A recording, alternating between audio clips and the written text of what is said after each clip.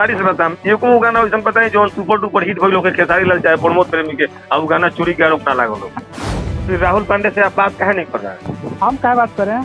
Phone कर रहा है सामने वाला, तो आपको फोन रिसीव करना चाहिए था ना। कहाँ फोन कर रहे हैं? थोड़ी में पानी जो बहरे लागल यो गाना रुआ गोइले रही ध्यान बा कि ना एक खातिर हुआ था हम बहुत गोइले रही।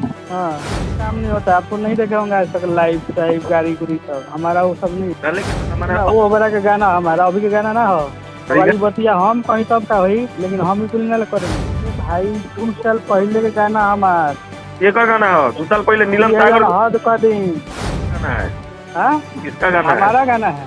आपका गाना है तो गाया मतलब हाँ? किसी और से गवाए थे ना जी। किससे गवाए थे? हेलो हेलो, कृष्णा भैया, जितेंद्र बोलता नहीं सूचना के राहुल पांडे के आरोप बटे गुरु का गाना चुरा के फिर गवा देनी हो खेसारी लाल के हाँ? भाई हद कर दी राजा जी। उनका गाना हाँ उनकरे गाना लिखल आरोप लगाओ तरह का कहे के चाहत नहीं आरोप लगा दी, आरोप लगावे दी गाना हमू सुननी हो पंच लाइन हमारा गाना उनका गाना सुननी हो हम पंच लाइन दोनों के सेम बार हुआ राजा जी को होइले बने जीजा जी को होइले बने हाँ? रुआ गाना में राजा जी को होइले बनी जीजा जी को होइले बने लाइन में कभी से पहले कोनो शब्द नहीं कहल ना, ओकरा पहले शब्द बा लेकिन पंच लाइन में सुन गाना होला कैसे पंच लाइन के बाद बताइएगा। रुआ सुन मैंने रुआ लिखले बने तो रुआ ने बताम तनी सब दोनों बताई तो शब्द बा का बा हाँ? माने का शब्द बा रुआ उहे लिखले बनी हद कदी राजा जी ओ उठवा के मौत कदी राजा जी। हाँ, अब उनकर का बा हद कहनी जीजा जी लहंगवा रद कहनी जीजा जी। अच्छा, ट्यूनवा तो सेम बा ट्यूनो सेम हो गए।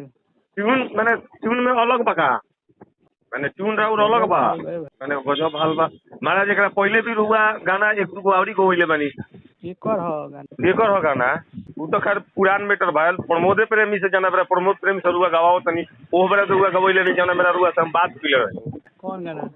थोड़ी में पानी जो बहरे लागल यो गाना रुआ गोइले रही ध्यान बा कि ना एकरा खातिर हुआ था हम बहुत गोइले रही।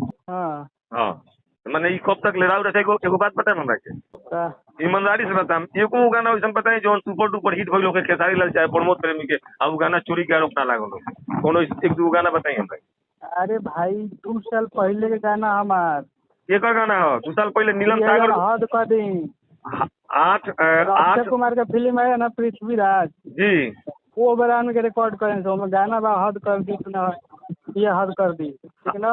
8 फरवरी 2024 के 2023 के ई गाना भोजपुरी वुड पर नीलम सागर के आवाज में राहुल पांडे के लिखल अक्षत कुमार के म्यूजिक के साथ रिलीज बा। हमने के पृथ्वीराज निकलनी से फिल्म देख के गाना में सुनिएगा हद कर दी ट्यून भी सेम रहा मेरे। अच्छा तो मैंने वो बड़ा के गाना हमारा अभी के गाना ना हो वही बतिया हम कहीं तब का हुई, लेकिन हम ही कुल ना करेंगे। मैंने कहाँ बा गाना राहुल माने एकरा पहले के सुनिए ना पहले पृथ्वीराज वाला फिल्म सुन लीजिए। अच्छा पहले फिल्म में गाना गवाए थे कौन गाया था? फिल्म में कौन गाया था? फिल्म में नहीं, हम लोग गाना सुन के उसी ट्यून को बनाए थे ना। आखिर मतलब किसी दूसरे का गाना था? किसी का गाना नहीं है। किसका गाना है? हाँ? किसका गाना है? हमारा गाना है। आपका गाना है तो गाया मतलब किसी और से गवाए थे ना जी। किससे गवाए थे? मतलब तो आप ही तो बता रहे हैं कि हम 4 साल पहले गवा दिए हैं। 2 साल पहले हम गवाए थे, अब रिलीज किया गया ना जब विवाद चालू हो गया, नहीं तो उस समय रिलीज होता है। अच्छा मतलब विवाद के बाद आप रिलीज किए हैं?